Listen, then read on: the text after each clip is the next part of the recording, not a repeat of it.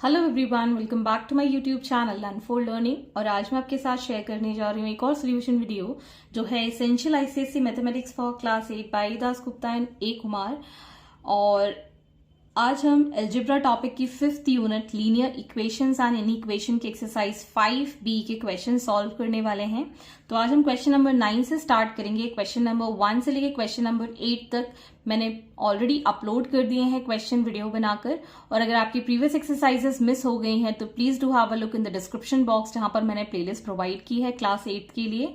Also you can clear your doubts from my Telegram group, जहां पर आप मुझसे डायरेक्टली कनेक्ट कर पाएंगे और मुझसे आपके डाउट क्लियर कर पाएंगे। तो आइए स्टार्ट करते हैं क्वेश्चन नंबर 9 के फर्स्ट पार्ट के साथ। If 5 years from now Shyam will be thrice as old as he was 9 years ago, find the present age. तो जो हमको कैलकुलेट करना होता है हम उसको x ले लेते हैं। फाइंड हिज प्रेजेंट एज, तो प्रेजेंट एज को ही हम x मान लेते हैं। Let the present age of Shyam be X. So 5 years from now, तो 5 साल के बाद, मतलब after 5 years, age of Shyam will be, अगर प्रेजेंट में x है तो 5 साल के बाद x प्लस 5 years हो जाएगी। ओके, और 9 years ago, ठीक है ना, तो ago मतलब पहले, सो 9 years ago age of Shyam will be x minus 9 years, मतलब 9 साल पहले की बात कर रहे हैं। तो हमने प्रेजेंट एज से 9 सब्ट्रैक्ट कर दिया है।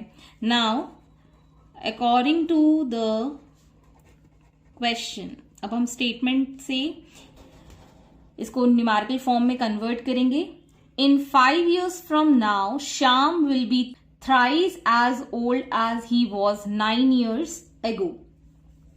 तो 5 साल पहले जो आने वाला है उसमें उसकी एज इतनी है जो कि 3 times 9 years पहले हो सकती। टाइम्स का मतलब होता है मल्टीप्लीकेशन, सो x माइनस 9, ये हमने 9 years अगो के लिए कैलकुलेट किया था। हम इसको सॉल्व कर देंगे। So x plus 5 will be equal to 3x minus 9 3 is 27। So x minus 3x is equal to minus 27 minus 5, minus 2x आ गया और माइनस 32। सो ये माइनस से ये माइनस साइन कैंसिल हो गया। So x will be equal to 32/2, that is 16 years। So ये x आया है, that means the present age of Shyam. Therefore the present age of Shyam is 16 years। Next, second part. 4 years ago, Lal was twice as old as he was 9 years ago. Find his present age. So यहां पर भी हम assume कर लेते हैं let the present age of Lal be X and 4 years ago his age will be, ago मतलब पहले, x minus 4 years and यहां पर भी बोला गया है 9 years ago, so 9 years ago his age will be x minus 9 years. So now according to the question हम यहां पर लिख सकते हैं 4 years ago मतलब x minus 4 was twice as old as, मतलब twice मतलब 2 times x minus 9 के इक्वल था, मतलब 9 years ago जितनी उसकी एज थी। अब हम इसको सॉल्व कर देंगे। So x minus 4 will be equal to 2x minus 18. So x minus 2x is equal to minus 18 plus 4. So minus x will be equal to minus 14. So x is equal to 14 years. So आप यहाँ लिख सकते हैं therefore the present age of Lal is 14 years. Next is question number 10. A man's age is 7 times that of his son. In 5 years, he will be 4 times as old as his son. What are the present age of man and his son? So यहाँ हम assume कर लेते हैं let the present age of son be x and men be, men की as 7 time है सन की, तो अगर हमने सन की x ले ली है तो इसके लिए हो जाएगा 7x. 7 into x will be 7x. So in 5 years मतलब 5 साल के बाद, after 5 years, age of son क्या हो जाएगी x plus 5 years and age of men भी हो जाएगी 7x plus 5 years.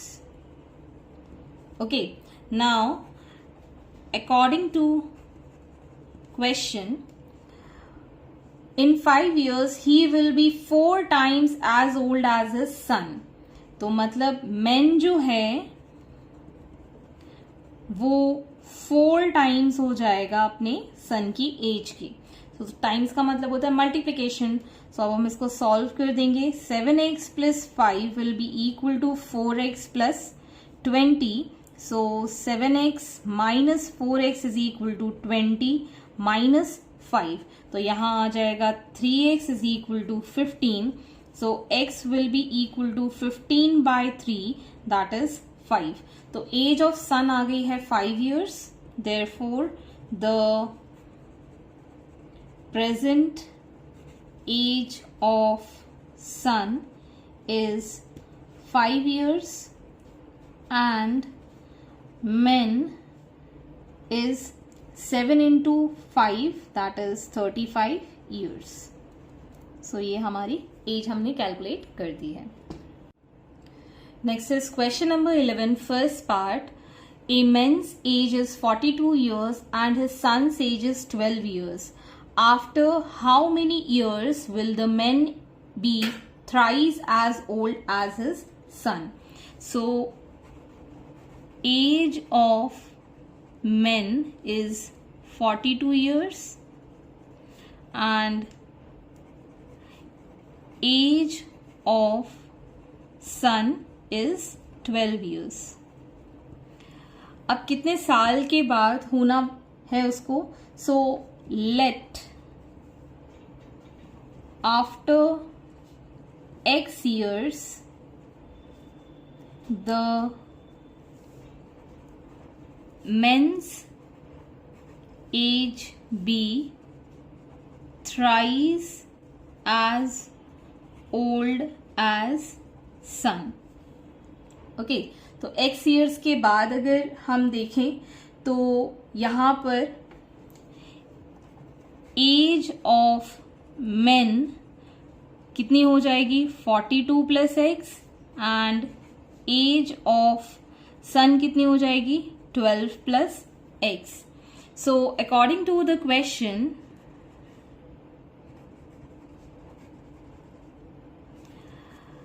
men's age will be thrice as old as the sun. मतलब 42 plus x is thrice old as his son. 3 times हो जाएगी उसके son के. So this is equal to 42 plus x which is 36 plus 3x. So यहाँ पर हम इसको इस साइड ले जाएंगे. So 42 minus 36 is equal to 3x minus x. So यहाँ बचेगा ये 2x और यहाँ बचेगा यहाँ 6. So x will be equal to 6 upon 2, that is 3. तो x की वैल्यू आ गई है हमारे पास 3. Therefore, after 6 years, the age of men will be thrice as old as his son. So hence this is the solution. Next is the second part. A man's age is 32 years and his son age is 5 years. In how many years will the man's age be 4 times that of his son? ये भी इसी की तरह है. So age of men is 32 years and age of son is 5 years. हम assume कर लेते हैं let after x years age of men will be 32 plus x and age of son will be 5 plus x. तो according to question यहाँ पर हम लिख सकते हैं मेन की एज है 4 टाइम्स, तो मतलब 32 plus x will B 4 times 5 plus x. 4 times का मतलब होता है मल्टीप्लीकेशन. सो यहाँ पर आ जाएगा 32 plus x will be 20 plus 4x. So 32 minus 20 is equal to 4x minus x. यहाँ पर बचेगा ये 3x is equal to 12. So x will be equal to 12 upon 3, that is 4. So यहाँ पर x की वैल्यू आ गई है 4. Therefore, after 4 years time, ये आप यहाँ पर repeatedly लिख सकते हैं that man's age will be 4 times that of his son. Next is question number 12, first part. A purse contains some coin. Of these, the number of 1 rupee coin is 3 times the number of 5 rupee coins and twice the number of 2 rupee coins. If the total number of coins are 66, find the value of 5 rupee coin. तो यहाँ पर 5 rupee के लिए आपको calculate करना है, तो इसी को हम x एज्यूम कर लेते हैं. Let the number of 5 rupee coins be x. Okay, तो यहाँ पर 5 रुपी कॉइन है, 1 रुपी कॉइन है और 2 रुपी कॉइन है. So number of 1 rupee coin is 3 times the number of 5 rupee coin. 1 rupee coin जो है वो 3 टाइम्स है 5 रुपी कॉइन के and twice the number of 2 rupee coin. और ये जो 1 रुपी कॉइन है यही ट्वाइस है 2 रुपी कॉइन के. ओके, तो 1 रुपी कॉइन 3 टाइम्स है और यहाँ पे ये 2 टाइम्स है. ओके, सो अगर हमने 5 रुपी कॉइन को x ले लिया है, so number of 1 rupee coin will be 3 times. ठीक है ना, 3 टाइम्स 5 रुपी कॉइन हो जाएगा. सो ये हो गया 3x and number of 2 rupees coin will be, जो आपके 5 रुपी कॉइन्स हमने 1 रुपी कॉइन के लिए निकाले हैं उससे हम डिवाइड कर देंगे 2 के साथ. बिकॉज अगर हम नंबर ऑफ 1 रुपी कॉइन्स निकालें तो ये ट्वाइस हैं किसके, 2 रुपी कॉइन्स के.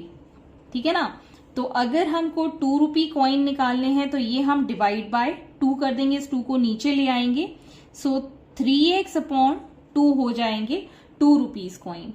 ठीक है, तो अगर हमको total number of coins given है 66, the total number of coins are 66. So 1 rupee coin plus 5 rupee coin plus 2 rupee coin is equal to 36. तो मतलब 1 rupee coin है 3x, 2 rupee coin है 3x by 2 and 5 rupee coin है x which is equal to 66. तो इसको हम solve कर लेंगे. 4x plus 3x by 2 is equal to 66. LCM लिया हमने 2. This is 8x plus 3x is equal to 66. So ये हो गया हमारे पास 11x is equal to 66 into 2. So x will be equal to 66 into 2 divided by 11. So ये 6 times cancel हो जाएगा. 6 2 is 12. तो x की वैल्यू आ गई है 12. तो नंबर ऑफ 5 रुपी कॉइन्स हमने निकाल दिए हैं 12.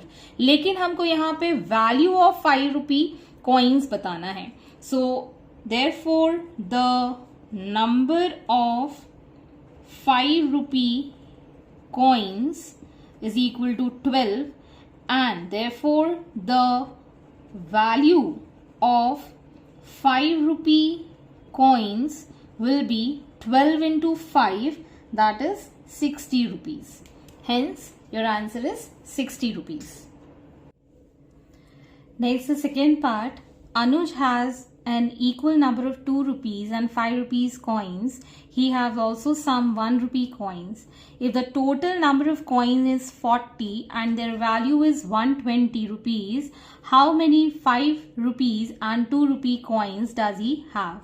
तो हम यहाँ पर सबसे पहले the total number of coins लिख लेते हैं. Total number of coins is equal to 40 and total value of coins is ₹120. Okay, तो हमारे पास 1 रुपी कॉइन है, 2 रुपी कॉइन है और 5 रुपी कॉइन है. तो जिसमें कि 2 रुपी की जो कॉइन्स हैं वो 5 रुपी के इक्वल है, मतलब 2 और 5 के सिक्के इक्वल हैं. So let the number of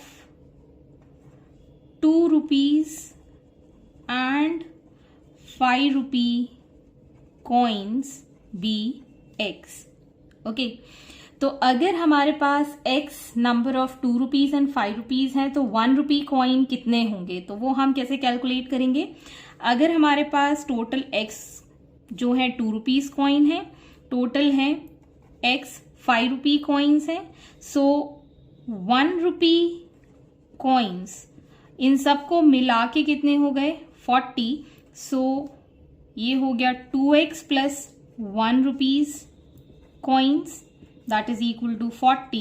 So 1 rupee coins will be equal to 40 minus 2x. Okay, तो जो 1 rupee coin है वो कितने हैं 40 minus 2x. अब इनकी वैल्यू हमको गिवन है तो दूसरी इक्वेशन हम बना सकते हैं according to the question. 2 rupees को हम मल्टीप्लाई करेंगे x के साथ जितने भी इसकी वैल्यू है, और 5 को हम मल्टीप्लाई करेंगे x के साथ, और हम 1 को भी मल्टीप्लाई करेंगे बाय 40 माइनस 2x के साथ. तो जब हम मल्टीप्लाई करके लिखेंगे तो ये हमारे पास टोटल वैल्यू है ₹120. तो अब हम इसको सॉल्व कर देंगे.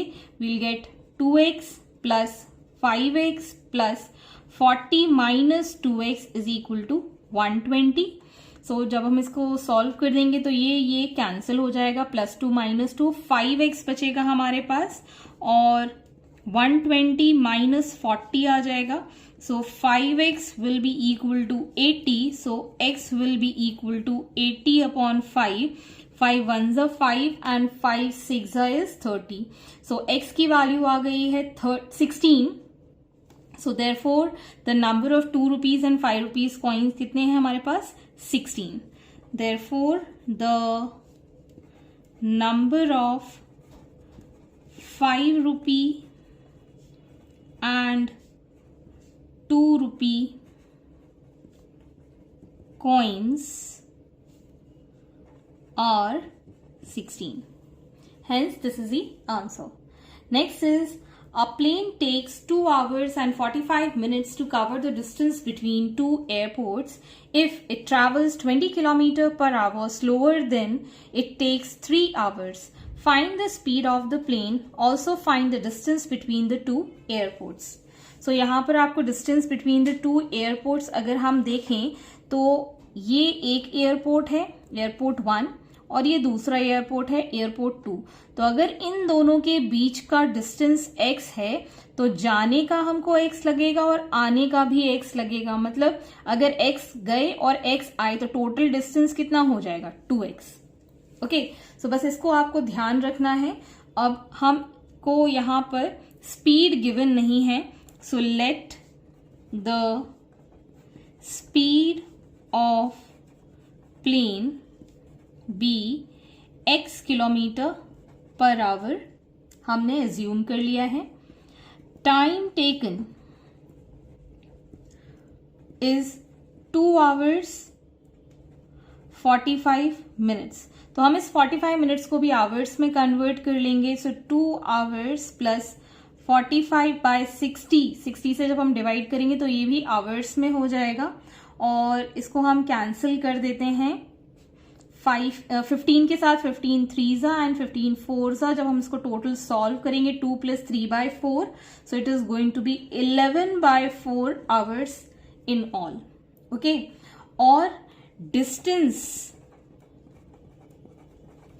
Covered will be equal to, हमने पढ़ा था distance is equal to speed into time होता है, स्पीड इंटू टाइम. तो स्पीड हमारे पास x है और टाइम हमारे पास है 11/4. So this is going to be 11/4x, जो कि हमने डिस्टेंस के फॉर्मूले से कैलकुलेट कर लिया है. अब हमें स्पीड ऑफ द प्लेन जो कि 3 hours लेट पहुंची है वो है 20 kilometre per hour. So according to the question, speed of plane अगर कम रहती है, स्लो लिखा हुआ है यहाँ पे, तो x से स्लोअर है, this is in kilometre per our. तो हमारा जो डिस्टेंस है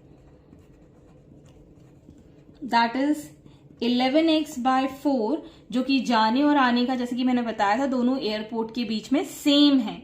तो अगर डिस्टेंस जाने के लिए 11x/4 लगा तो आने के लिए भी 11x/4 ही लगेगा. सो टाइम के लिए हमारे यहाँ फॉर्मूला हो जाएगा distance upon speed.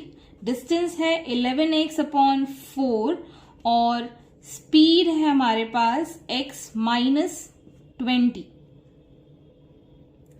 Okay, so ये जो है this is 3 hours. Okay, so this is equal to 3. अब हम इसको सॉल्व कर देंगे. 11x is equal to 3 × 4 × x - 20.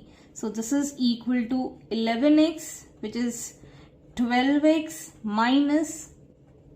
240. इसको हम इस साइड लेके जाएंगे. This becomes 11x - 12x is equal to -240. So -x is equal to -240. तो x की वैल्यू आ गई है 240. माइनस साइन हमने कैंसिल कर दिया है. हेंस ये जो हमारे पास x है that is the speed of the plane. So यहां पर आप लिख सकते हैं therefore the speed of plane is 240 kilometre per hour. अब हमको निकालना है distance between the airport.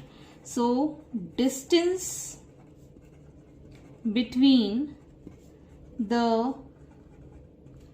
Airports will be 11/4 into x की वैल्यू है 240. 4 से ये चला जाएगा 60 times, so it is 660 kilometers. Hence, this is the answer. Next is question number 14. Two cyclists make the same trip. The first one takes 3.5 hours and the second with a speed that is 1 kilometer per hour greater than that of the first takes 3 hours. Find the speed of two cyclists. Also find the distance covered in the trip. सो हम यहाँ पर दोनों cyclist जो हैं वो same trip पे जा रहे हैं, तो सेम ट्रिप पे दोनों का डिस्टेंस भी सेम ही होगा। ओके, तो let the speed of first cyclist be x kilometre per hour and time taken is 3.5 hours. So distance जो होगा that is equal to speed into time, जो कि मैंने अभी फॉर्मूला बताया था। तो स्पीड हमारे पास है x और टाइम है 3.5, दोनों का हम मल्टीप्लीकेशन कर देंगे। नेक्स्ट में कहा गया है late the speed of second cyclist B, first one takes 3.5 hours and the second with a speed of 1 kilometer hour greater, मतलब फर्स्ट वाले से सेकेंड वाला 1 किलोमीटर पर आवर ज्यादा स्पीड से चलता है, मतलब x प्लस 1 हम कर देते हैं kilometre per hour, and takes 3 hours and time taken is 3 hours. So जो डिस्टेंस होगा ये d1 मान लेते हैं, ये d2 मान लेते हैं। So ये जो होगा वो 3 into x plus 1 हो जाएगा, स्पीड इंटू टाइम के फॉर्मूले में हमने लगा दिया है। अब दोनों का डिस्टेंस क्योंकि एक ही पाथ पे चल रहे हैं, so the distance covered by first cyclist is equal to distance covered by second cyclist। ठीक है ना, तो फर्स्ट का है 3.5x और सेकेंड का है 3 into x plus 1। सो यहां से हम कैलकुलेट कर देंगे 3.5x is equal to 3x plus 3। So 3.5x minus 3x is equal to 3. So 0.5x is equal to 3. So x will be equal to 3 upon 0.5. ये decimal हटाया, 10 हम ऊपर ले गए, 5 से 2 टाइम्स कैंसिल, 3 2 is 6, तो स्पीड यहाँ पर आ जाएगी 6 kilometre per hour and 6 plus 1 will be 7 kilometre per hour for second, और distance covered will be 3.5 into 6 which is equal to 21.0 kilometres. क्योंकि दोनों की ही डिस्टेंस इक्वल है, चाहे इस फॉर्मूले में आप पुट करो चाहे इसमें पुट करो, it will be equal. So it is 21 kilometre the distance covered. Next is question number 15. The length of the rectangle is 1 meter greater than its width. If the length is increased by 2 meter and the width is decreased by 6 meter, the area decreases by 50 meter square. What are the dimensions of the rectangle? तो यहाँ पर हम assume कर लेते हैं let the width that is b be x meters and length L will be equal to 1 meter greater than its width, मतलब x plus 1 metre हो जाएगा। अब area of rectangle that will be L into b, length is x plus 1 into x metre square हो गया। Okay, so ये हमारा हो गया है area of the rectangle. If the length is increase by 2 metre, मतलब न्यू लेंथ की बात करें, so it is x plus 1 में हमने 2 मीटर और ऐड कर दिया, मतलब x प्लस 3 मीटर्स हो गया। And width is decrease by 6, new width will be equal to x minus 6 meters. So area जो है वो डिक्रीज हो गया है 50 मीटर स्क्वायर के साथ, ठीक है ना। सबसे पहले हमारा न्यू एरिया जो होगा that will be new length into new width, मतलब x प्लस 3 को हमको मल्टीप्लाई करना होगा x माइनस 6 के साथ, तो ये हो जाएगा x square plus 3x minus 6x minus 18 is equal to x square minus 3x minus 18 metre square. So ये हमारा न्यू एरिया आ गया है। So area decreases by 50 metre square. So मतलब अगर हम इसको भी सॉल्व कर लेते हैं x square plus x, okay, so x square plus x जो ओरिजिनल था इसमें से हमने न्यू एरिया जब माइनस किया तो हमारे पास जो एरिया आया है दैट इज 50 मीटर स्क्वायर। अब हम फर्दर इसको सॉल्व कर देंगे, x square plus x minus x square plus 3x plus 18 is equal to 50। Okay, so यहां से ये प्लस माइनस का कैंसिल हो गया, this will give 4x is equal to 50 minus 18, so 4x is equal to 32, x will be equal to 32 by 4 that is 8। तो x की value आ गई है 8, डायमेंशन ऑफ रेक्टेंगल हम निकाल सकते हैं, therefore width b is equal to 8 meters and length L will be equal to 8 plus 1 that is 9 meters. So ये हमारे dimensions हमने calculate कर दिए हैं। Next is question number 16. The length of a rectangle is 5 meter greater than its width. If the perimeter of the rectangle is 50 meter, find its length. तो length of the rectangle is 5 metre greater than its width, तो हम assume कर लेते हैं let the width be x meters, therefore length L will be x plus 5 meters. सो ये हमारे पास length और width आ गए हैं। तो पेरीमीटर जो हमको गिवन है that is 50 metres. So perimeter of rectangle आपको पता होना चाहिए, ये आप जूनियर क्लासेस में पढ़ चुके हैं, that is the sum of all the boundaries that is 2 into L plus B. So 2 into length है हमारे पास x प्लस 5, विड्थ है हमारे पास x और इसकी वैल्यू है 50 हमको गिवन। ओके, सो ये आ जाएगा हमारे पास 2 into 2x plus 5 is equal to 50। So 4x plus 10 is equal to 50, 4x is equal to 50 minus 10, so 4x is equal to 40, x will be equal to 40 by 4 that is 10।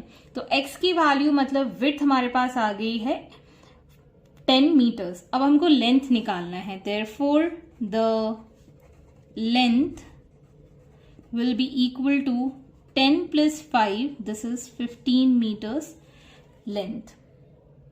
Next is question number 17. In a right angle triangle, one of the acute angle is 1/5 the other. Find the measure of the smallest angle. So मान लीजिए ये अगर हमारा right angle triangle है, तो right angle में आपको एक एंगल पता होना चाहिए 90 डिग्री होता है और दोनों ही एंगल्स जो होते हैं एक्यूट होते हैं। तो एक एंगल अगर हम x मान लेते हैं तो एक और एंगल जो है वो 1/5 है इस एक्यूट एंगल के। ओके, सो इस तरीके से हमने यहाँ पे ट्रायंगल एज्यूम कर लिया है और इसको हम मार्क कर देते हैं A, B एंड C। तो आप देख सकते हैं let the acute angle be x, then other acute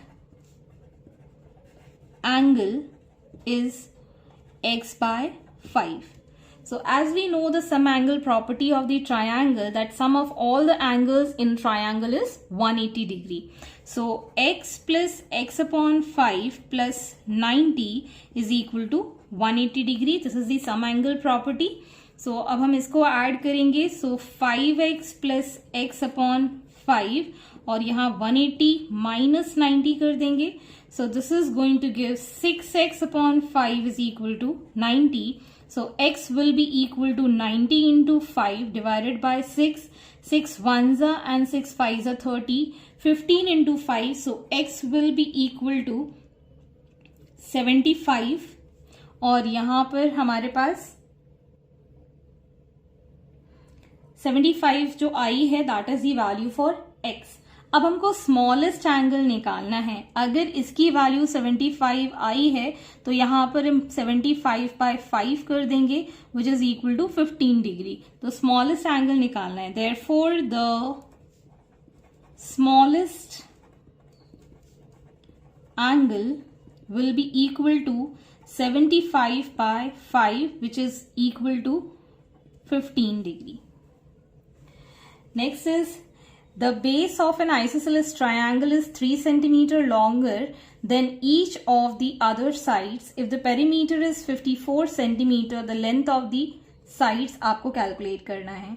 So, अगर ये हमारा आइसोसेलेस ट्रायंगल है, आइसोसेलेस ट्रायंगल की प्रॉपर्टी होती है अगर ये हम PQR मान लेते हैं तो दो साइड्स हमेशा इक्वल होती हैं.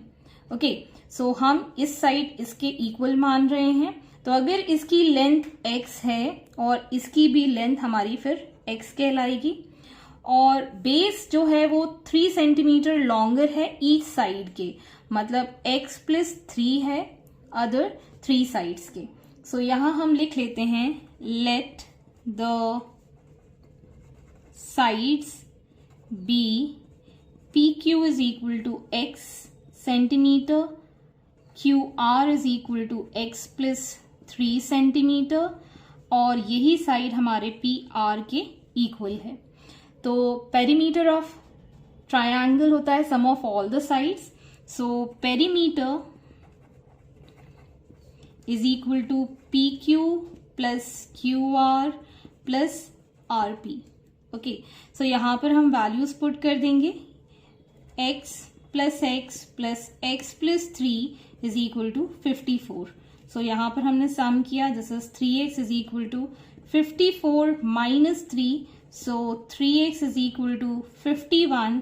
So x will be equal to 51/3. 3 ones are and 3 sevens are.